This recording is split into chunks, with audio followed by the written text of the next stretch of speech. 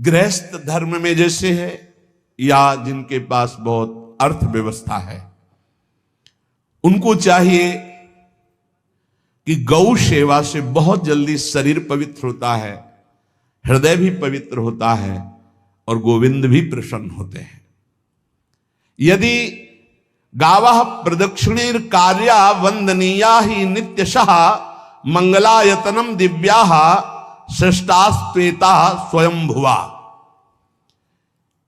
यदि गाय घर में पाली जाए या गौशाला खोली जाए और गौओं की सेवा की जाए, जिनके पास अर्थ है, भाव है, भगवान स्वयं श्री कृष्णचंद्र जी ने गौ सेवा स्वीकार की, गौवें चराई। गौओं की परिक्रमा करने से, जैसे आप प्रभु के बिहारी जी के मंदिर की 4 परिक्रमा करें तो जो फल आपको मिलेगा वही गाय की 4 परिक्रमा कर ले तो आपको प्राप्त हो जाएगा। गौ की प्रदक्षिणा से, गावः प्रदक्षिणी कार्या वंदनीया ही नित्यशः, जो रोज गाय को प्रणाम करता है और गाय की प्रदक्षिणा करता है तो भगवत प्रदक्षिणा का उसे फल प्राप्त होता है। जहां गौएं विराजमान होती हैं वो बड़ा पवित्र दिव्य तीर्थ स्थल माना जाता है। गौएं जहां विराजमान रहती, गौशाला में भजन करे तो कई गुना बढ़कर के प्राप्त होता है। स्वयं ब्रह्मा जी ने गौओं को दिव्य गुणों से विभूषित बनाया है। अप्यागाराणि विप्राणाम देवतायतनानि च यद गोमयेन शुद्ध्यंतिम किम ब्रूमो हृदिकम ततः। गाय के गोबर से जहां लेपा जाता है वहां जिस देवता का आवाहन करोगे वही देवता आकर विराजमान हो जाएगा। अपवित्र भूमि में भी यदि गाय के गोबर का लेप कर दिया जाए तो परम पवित्र मानी जाती है।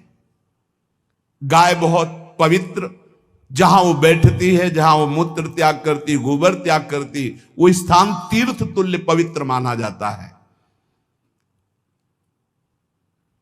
भगवान जब गाय के पीछे पीछे चलते तो गोरा जोड़कर उनके मस्तक पर विराजमान होती, उनके मुखार बिंद पर विराजमान होती।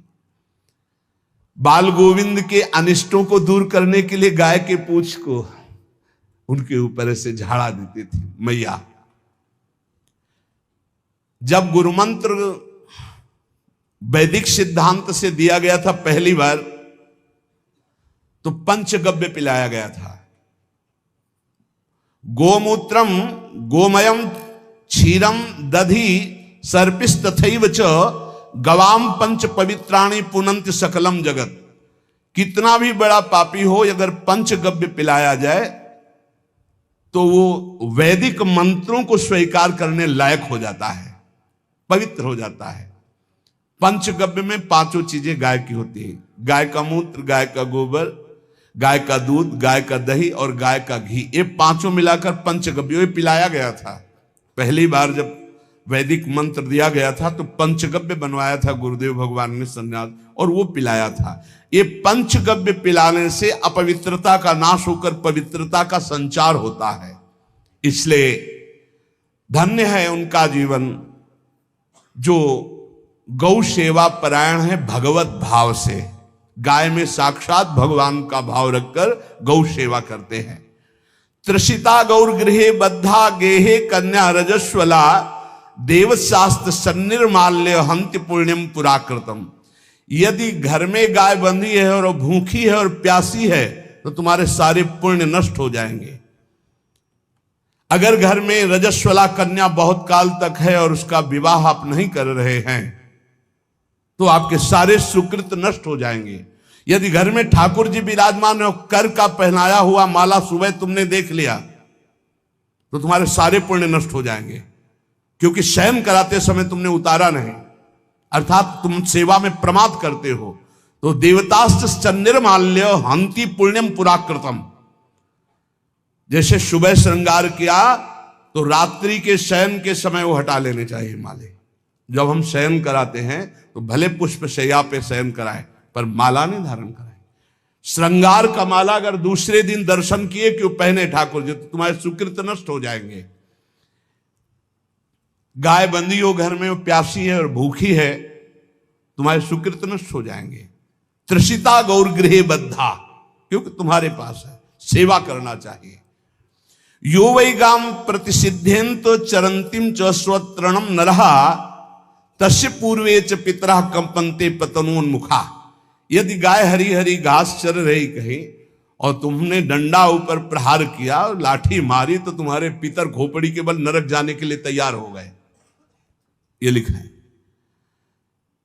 चरंतिम स्वम तृणम नरः तो तस्य पूर्वे च पितरः कंपन्ते पतनोन्मुखा। इसीलिए क्या भारत से कहीं किसी की तुलना हो सकती है, जहां गौ को माता की पदवी दी गई, जहां गौ को हम आराध्य देव के रूप में मानते हैं, आराधना करते हैं।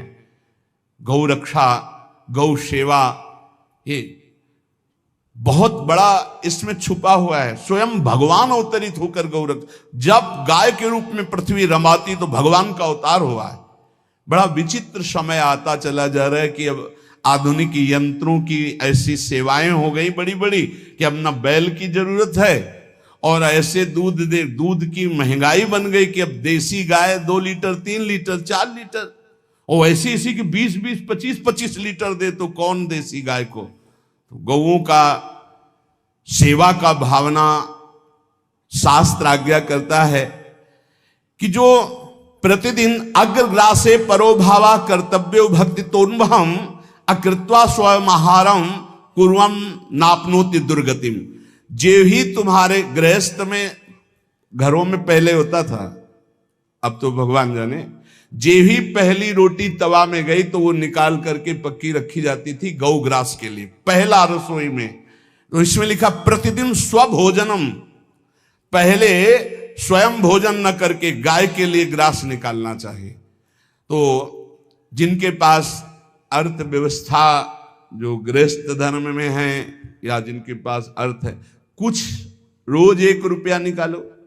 हम कह रहे रोज निकालो तो महीने में 30 रुपया होते। 30 रुपया में एक गाय को हरी घास तो एक टाइम पवा ही सकते हो ना, बहुत नहीं है तो 1-1 रुपया निकाल के अगर एक गाय को चारा दोगे तो एक बार का भोजन तो हो ही सकता है। 30 रुपया में हरी घास जाकर के उसके दावा एक बार तो पवा दोगे ना। अग्रग्रासे परोभावा कर्तव्य भक्ति तोन्वहम, भक्ति पूर्वक गाय को 1 ग्रास भोजन में 1 रोटी तो निकालना चाहिए गाय के लिए, ऐसा शास्त्र आज्ञा कहता है। जो ऐसा करता है तो अकृत्वा स्वयमाहारम कुर्वन् नाप्नोति दुर्गतिम, अपने आहार से 1 रोटी निकालकर गाय को देता है और स्वयं 3 रोटी भले पाले 1 रोटी गाय को दे दी, तो बोले उसकी दुर्गति नहीं होगी, अर्थात उसके अंदर भाव बढ़ता चला जाएगा वो भगवान की भक्ति में। और तेनाग्नयो हुता सम्यक पितरश्चापि तर्पिताः देवास्त्र पूजितास्तेन यो ददाति गवान्हिकम। जो प्रतिदिन गौग्रास निकालता है, अर्पित करता है, तो उसको अग्निहोत्र करने का फल मिलता है, उसके पितरों को तृप्ति मिलती है और समस्त देवताओं के पूजन का फल मिल जाता है जो गौग्रास निकालता है। यो वै ताड्यते यष्ट्याधेनुम मर्त्यो विमूढ़धि, जो मूर्ख मनुष्य, जैसे अब गाय दूध नहीं दे रही, मार डंडे डंडे मार रहे हैं, इंजेक्शन लगा रहे हैं, ऐसे वैसे कर रहे हैं, उसको ताड़ना दे रहे हैं, तो बोले जो मूढ़ बुद्धि मूर्ख मनुष्य, यो वै ताड्यते यष्ट्याधेनुम मर्त्यो विमूढ़धि, वो गाय को लाठी से मारता है, डंडे से मारता है, हाथों से मारता है, तो धर्मराजस्य नगरेशा याति करवर्जिताः। धर्मराज जी पहले अपने नरक में ले जा करके उसके कहते थोड़े थोड़े तिल तिल करके पहले इसके हाथ काटो, मरना है नहीं वहां, अब आराम आराम से थोड़े थोड़े पहले हाथ वर्जिताः, इन्हीं हाथों से गाय को मारा था ना, तो ऐसे जो थोड़ा थोड़ा काटा जाता है उसके हाथ, करवर्जिताः, उसके दोनों हाथ काट करके थोड़े थोड़े। यो वै दंसान वारयति तस्य पूर्वे कृतार्थकाः नृत्यंत सवादिस्मास्तरिष्यति भाग्यवान। जो गौ के शरीर को स्नान कराता है, गौ के शरीर को कीट आदि से मच्छर आदि से रक्षा करता है, और खूब अच्छा अच्छा पदार्थ गौ को, केवल दूध के लोभ से नहीं, ये हम गौ सेवा की बात कर रहे हैं, ये कि नहीं वहां 10 लीटर दूध देती तो हाथ फेरो, जब दूध नहीं देती है तो चारा भी ठीक से नहीं दे रहे, और उसके ये स्वार्थी हो। गौ सेवा का बात नहीं, वो दूध का लोभी केवल व्यापार की बात करता है। गौ सेवा का तात्पर्य है गौ सेवा केवल। खूब बछड़े को पिला दिया प्रसाद रूप से, जो दूध मिला उसका अपने सेवन की, वो बात तो अलग है। अब बछड़े को तो जरा सा केवल पिन्हाने के लिए कर दिया और खूब सारा दूध लीटर में नाप करके जा रहा है, और उस समय तक तो खवाओ पियाओगे ही खूब अच्छे से। इसके बाद जब दूध देना बंद किया तो उसका आदर सत्कार खत्म, खोल के बाहर ऐसे वो प्लास्टिक खाते घूम रही है, तो ये गौ सेवा नहीं मानी जाएगी, वो स्वार्थ पूर्ति मानी जाएगी। जो सदैव गौ सेवा करता है, उसके डांस मच्छर हटाता है, स्नान कराता है, पीठ में हाथ फेरता है, उसके पूर्वज जो पितर होते हैं वो नाच पड़ते हैं, उनका मंगल होना शुरू हो जाता है कि हमारे वंश में गौ सेवक पैदा हुआ, बड़ा भाग्यवान है, और वो गौ के द्वारा हमें तार देगा, ऐसा भाव। गौ सेवा हमारे सनातन धर्म में बहुत बड़ा स्थान गौ सेवा का है। पर एक बात ध्यान रखें, इन सब सेवा का फल है भगवान के चिंतन में निरंतर वृत्ति डूब जाए। हमारी एक एक वृत्ति, एक एक क्षण भगवान के चिंतन में डूब जाए।